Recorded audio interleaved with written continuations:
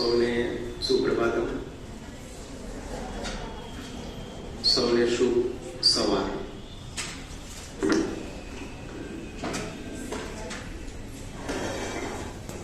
સૌપ્રથમ એકદમ ટટ્ટા બેસી જાઓ.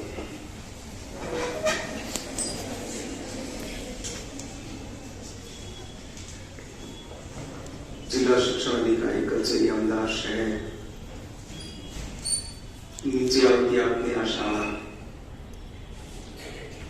જીસી ગર્લ્સ અને આ શાળાના સરસ મજાના કાર્ય કરતા શૈક્ષણિક કાર્યો, વહીવટી કાર્યો એવા આચાર્યબેન જાનીબેનને વંદન કરું છું.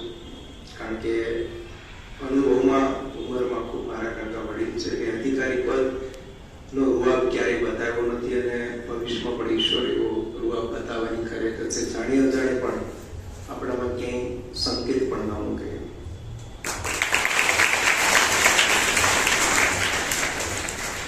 આપ સૌને હરરોજ નવું નવું અવનવું જીવન ઘડતરનું જે જ્ઞાન આપે છે, જ્ઞાન પીરસે છે, એવા આપની વચ્ચે બેઠેલા સૌ ગુરુજનો, શાળાના જે ખરેખર જે પાયાના પથ્થર કહી શકાય, શિક્ષણના પથ્થર કહી શકાય,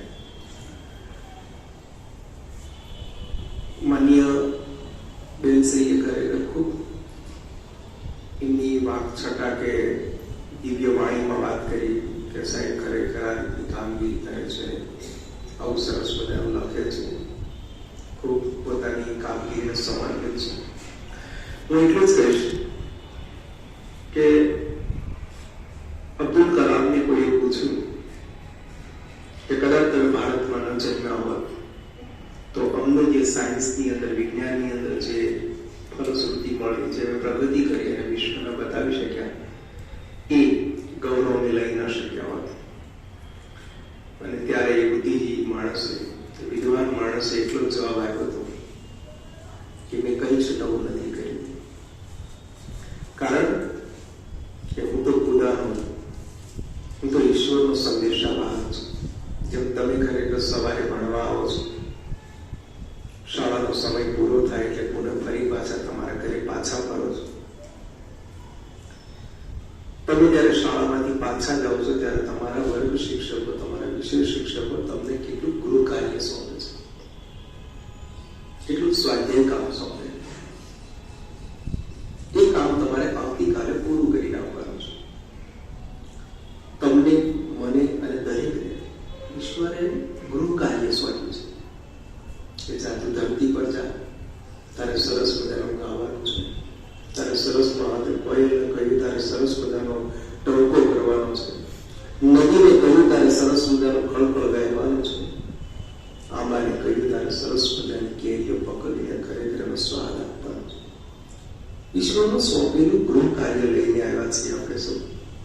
અને એ ગૃહ કાર્ય એટલું સરસ રીતે કરીને અહીંથી પસાર થવું છે ધરતી પરથી કે આવનારી હજારે પેઢીઓ છે એની સુવાસ માણે, એ વાત માણે કે કોઈ એક માણસ એથી પસાર થયો હતો, એને ખૂબ સરસ માનવતાનું કામ કર્યું.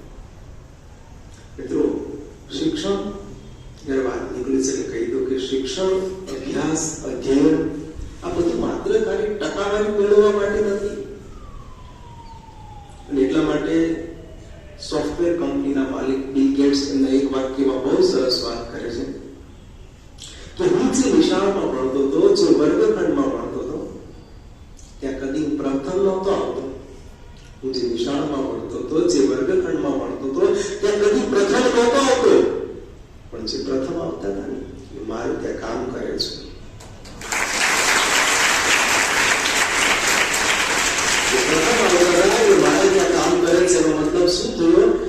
શિક્ષણ મેળવવાનું નથી, શિક્ષણને માણવાનું છે, જાણવાનું છે, અને જાણ્યા ને માણ્યા પછી એને વ્યવહારમાં ક્યાં વાપરવાનું છે એ શીખવા માટેનું આ મંદિર છે. કદાચ કોઈ 100 માંથી 99% લાવી શકે, પણ એને માનવતાની ભાત અને જાત ખબર નથી, એને જીવનની રીત અને ભાત કે શૈલી ખબર નથી. એ 99% લાવેલો માણસ હું એને નિરક્ષર કરીશ. અને દીકરીઓની આ શાળાની અંદર, આ મંદિરની અંદર તમે સરસ મજાનું અધ્યયન કરી રહ્યા છો.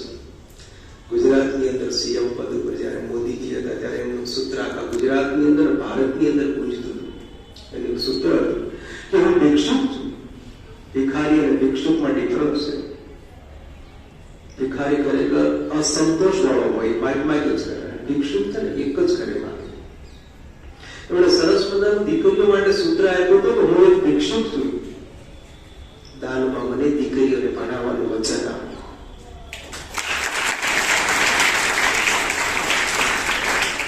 એક સારા સુવાક્યો, સરસ મજાની વાતો મેં લખી છે. મેં એક જગ્યાએ બહુ સરસ મેં વાક્ય લખ્યું છે કે દીકરીઓને એવી કરિયર આપજો, સમાજ માટે લખ્યું છે.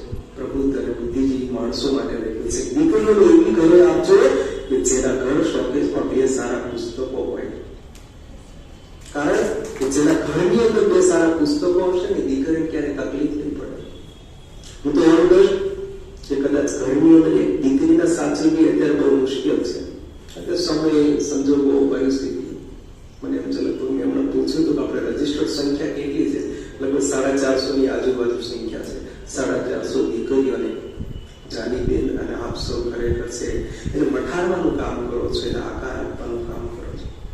અને એ જે આકાર આપવાનું કામ કરે છે એની સાથે સાથે તમે એ આકાર લેવાનું કામ પણ તમે સ્વીકાર્યું છે. તમે એમના સૂચનો, તમે એમની વાતો, એની માર્ગદર્શક વાતો, જે કંઈ તમને સૂચનો આપે છે તમે સ્વીકારી એ પ્રમાણે તમે અનુસરો છો, જીવન જીવો છો. ઘણીવાર આ સ્કૂલમાં તો ઘણીવાર આવી ચૂક્યો છું. તમારા પોતાના થ્રેડ વર્ક જોયા છે, તમારા જે ક્લોથીજ પર તમે જે ડિઝાઇન કરી છે એ પણ મેં જોયું છે. જે ડિઝાઇન કરો છો દીપક